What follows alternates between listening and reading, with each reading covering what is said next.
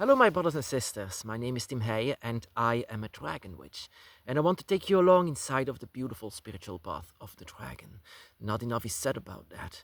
So I try to do my best and take you along with it, so that you might have an idea or an understanding what the dragon's path actually is. Normally, back in the day, they called this path actually Draconic Wicca because it seemed like Wicca. In fact, we are indeed witches.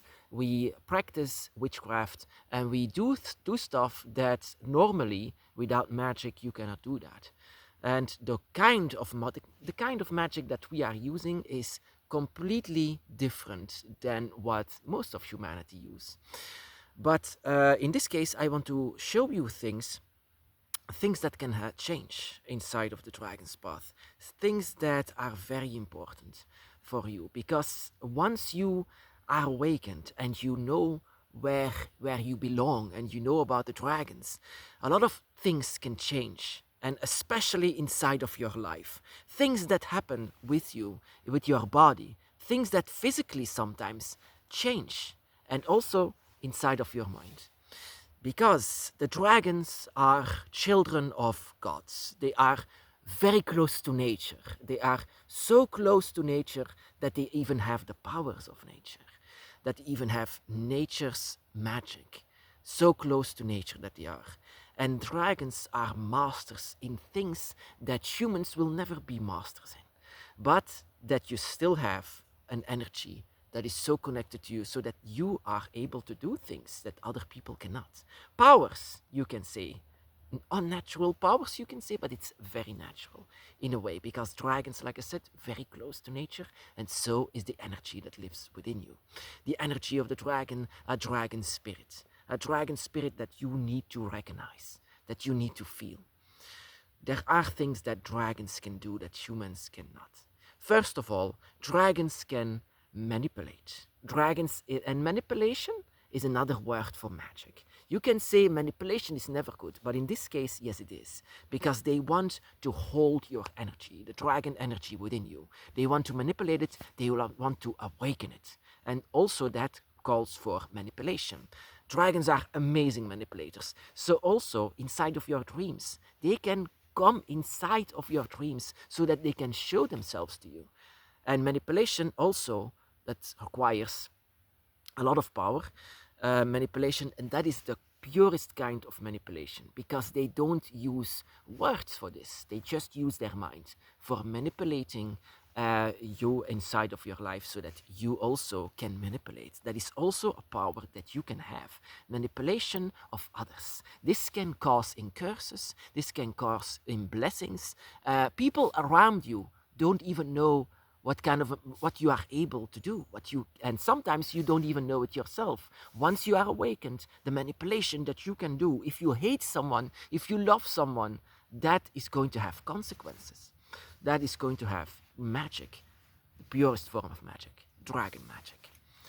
Another thing that dragons can do is fly. Even if they don't have wings, their spirit always is able to fly, to go to different realms and places, to go to another realm, because this place is actually not allowed to have dragons anymore. And yet you are still born with a dragon spirit. And the dragons can come to you with you, and that requires a way to fly over here, to fly to different realms and different dimensions. And that is also another power that dragons have. They are basically the spirit of death, and with that I mean that they can guide spirits to the light wherever they belong.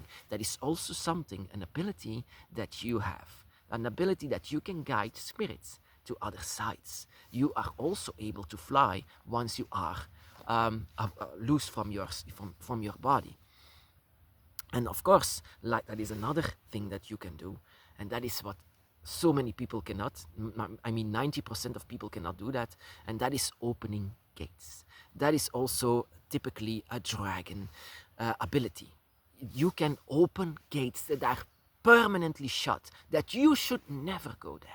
and yet you have the ability to open up the gates. In fact, in my attempts to search for the dragon, I opened so many gates to different realms, to different dimensions, even so much so that my entire house was haunted by spirits and energies that you can never feel, never felt before. um, that is also where to be careful with, because the power of the dragon that you also have once you are awakened, once you have your energy awakened, that you have to be careful sometimes in what kind of gates that you can open, what kind of manipulation that you can do. Sometimes it's wild and you don't know what to do with it. You have to learn how to control it, to control your power, your abilities. Another ability is the wisdom. The wisdom of the dragon is endless. They know a solution for every question. They know everything. It seems to know everything. They are like gods that know so many things, many things. Like I said, if you have a question, most of the time they have a solution for that. That is the wisdom of the dragon is phenomenal. It is legendary. And that is also what lives within you. But in order to use your wisdom, you need to listen to your own draconic self, and that takes some time. That you have to listen to what your own dragon self has to say to you. This wisdom of the dragon is out of this world. And if only people were more like the dragon, then this world would be a better place. They are the example for every living being here on earth, how to live with the great wisdom of the dragon. If you don't know something, if you are lost somewhere, then just go to the dragon and try to hear whatever they are saying, because they have the wisdom, and it is also what lives with you. You have the wisdom of the dragon. You just need to listen to your own draconic self.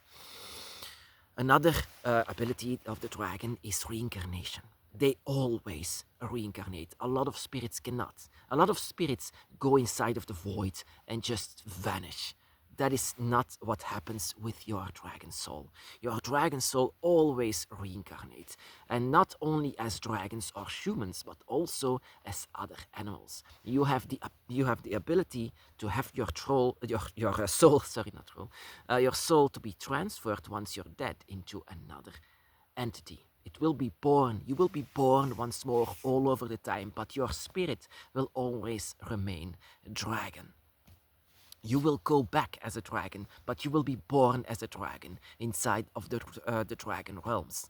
And inside of the dragon realm, you will have a life like another mortal, but with an extremely long lifespan in a different dimension that I call the dragon realm. Of course, and that means that you're going to have, that is another ability, a lot of connection with animals. So much that you might even understand what animals are saying, because you, at one point, you were so close to the animals that you were one of them. An animal with a dragon soul. It's not only about humans. You can be born as an animal. You could have been born as an animal. In fact, humans see the sea dragons as animals. And we were actually, for the very first time, now we are humans, because humans are actually very safe in this world. If you are an animal, you are always in danger, always. In this case, you are very safe as a human. That is why you are born as a human. That is a human experience that you have now. And that is what dragons are also able to do. That is rebirth. Like I said, it's a rebirth all the time. And every rebirth is a new wisdom, as a new knowledge, as something new to tell you, a new ability to have for you. And like I said, dragons are amazing shapeshifters.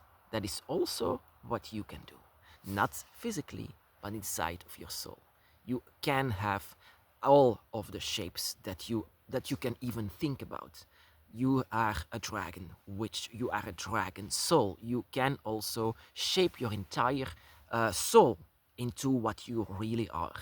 If you are finally ready to let your spirit finally change into the dragon that you are, then you will feel it, you will know it, everything, your entire body will be connected to it, your blood will talk to it, everything will talk to your shape-shifting spirit that you have, because dragons are shapeshifters, and especially the gods. The gods are amazing shapeshifters. They can come before you as a human. They can come before you as an animal. They can come before you even as a plant.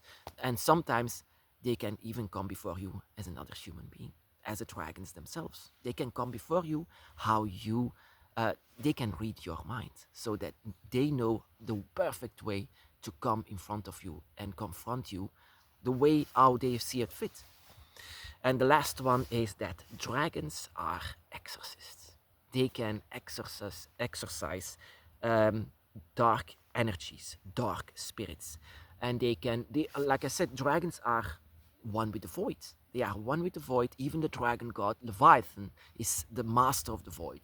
So dragons, they can chase the not evil, because evil doesn't exist, dark or malevolent spirits away. Unlike any exorcists here in this world, for example, like the power of Christ compels you. No. What dragons actually do is very natural. They show their teeth to the spirits that doesn't belong there, and they let them know that dragons can hurt other spirits, and other spirits should be terrified. They are terrified of dragons that want them to go away. If they don't belong in a certain place, for example, if one of these malevolent spirits go inside of a different light, then dragons could chase them away. And also, if you have an energy that is very malevolent inside of your house, you don't need to have cleansing. Not at all. Don't try to do it with smoke or something like this. Don't do it, because that normally should let dark spirits go out. But dragon is one with darkness and light, so you don't want to chase the dragon away. But that is also your ability. You can be an exorcist, and not in the way of Christianity or whatever. No, you can become the dragon and chase them away. Let them showing them who is actually boss here in this world. You are so powerful, and that is what I want to say to you with this. You are extremely powerful, and you have all these abilities. You just need to find a way how to use it, and that is our human experience that we have in this world actually slows us down. But we have so many abilities that we can do. We are shapeshifters. We are able to fly. We are opening gates that are permanently shut for everyone else. We are masters of manipulation. We are one with the wisdom of the dragon. We are one with nature. We are reincarnating all the time. We are one with animals, the connection with animals. We are exorcists, and we are always having a rebirth. And with every rebirth, we have all the memories and all the things that makes us wise and filled with knowledge. And that is what we should focus ourselves on, the power of the dragon. We are not superheroes. I don't want to say that, because there is also a lot of darkness within us, dark and light, all balanced. But we are able to do a lot of things that other people cannot. And that is also what separates us with other witches. They have to do so much more. But what we have to do is to discover ourselves. We need to embrace our own draconic self. Let it, I mean, you have to listen to it. You have to feel it. And that is a way also how to discover your powers, what you are truly capable of. Your dragon's heart need to be shown. Your dragon mind need to be flourished. Everything about you needs to open up. And that, my brothers and sisters, is how you become a dragon.